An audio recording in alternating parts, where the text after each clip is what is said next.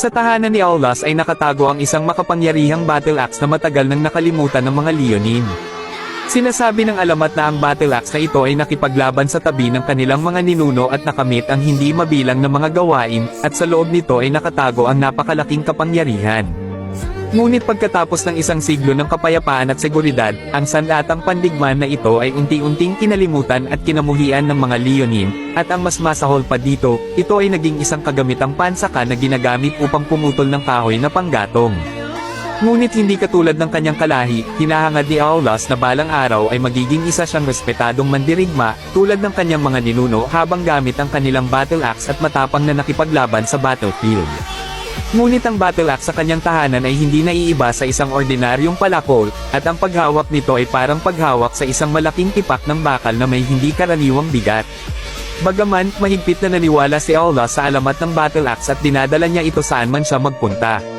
Sa tuwing nagpapatrolya siya sa teritoryo ng mga Leonine gamit ang kanyang battle axe, nararamdaman niya na ang palakol ay mukhang lumalakas at siya ay papalapit na sa pagkamit ng kanyang pangarap. Sa makatuwid, nagpapatrolya si Aulas tulad ng isang mandirigma araw-araw nang hindi nabibigo kahit anong mangyari.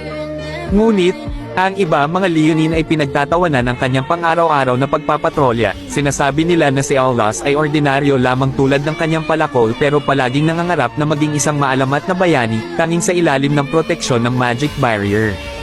Nang makita na ang kanyang pangarap at karangalan ng mga ninuno ay hinihila pababa at dinudurog, hindi na nakatiis si Aulas at ginulpi ang Leonine na namahiya sa kanya, at ang kanyang kalahi mula noon ay natakot at lumayo sa kanya. Napansin ni Aulas na sa halip na malutas ang problema, ang kanyang galit ay lalong nagpulala sa kanilang hindi pagkakaunawaan, kaya't nagdesisyon siyang iwanan ang kagubatan at makipagsapalaran kasama ang kanyang palakol, upang mapatunayan ang kanyang sarili na may kahanghangang gawa. Pinipigilan ni Aulas ang kanyang mainiting ulo, sinusubukan na makihalubilo sa lipunan ng tao at maghanap ng pagkakataon upang makamit ang kanyang pangarap. Ngunit sa kanyang pagkagulat, ang mundong labas ay maraming pananakit laban sa mga Leonine.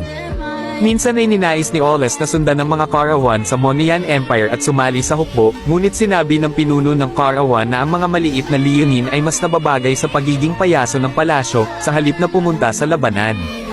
Kung kaya nagpunta sa Hilaga si Aulas sa Northern Vale, ngunit kinuha lamang siyang tagalinis sa battlefield. At nang sa wakas ay nagkaroon siya ng pagkakataong makipaglaban kasama ng hukbo, hinaplos ng isa pang sundalo ang tainga ni Aulas at sinabi nitong pinapaalala niya sa kanya ang kanyang nakatutuwang kuting sa bahay. Ang lahat ng ito ay nagpagalit kay Aulas, ngunit tiniis niya ito. Patuloy niyang hinuhusayan ang kanyang mga kasanayan sa labanan at sumugod sa harapan ng walang takot, inaasahan na makikilala balang araw sa tagumpay na seremonya. Pero sa seremonyang matagal na niyang hinihintay, binigay ng general ang karangalan na dapat ay pagmamay-ari ni Aulas sa isang bagitong kawal. Hindi na kinaya ni Aulas at tinanong niya siya, at sa kanyang sorpresa, matapat na sumagot ang lasing na general na hindi niya kailanman naisip na ang isang Leonine ay karapat-dapat na mamuno sa mga tao. Hindi na natiis ni Aulas ang lahat ng mga paakit. Umalis siya sa kampo ng gabi at nagtungo sa Lantes Mountains na may layunin lamang na nasa isipan lalabanan niya ang mga demon upang patunayan na ang isang Leonine ay maaari ding maging isang mahusay na mandirigma. Mag-isa sa Lantes Mountains, hinarap ni Aulas ang isang napakamapanganib na hamon kaysa dati.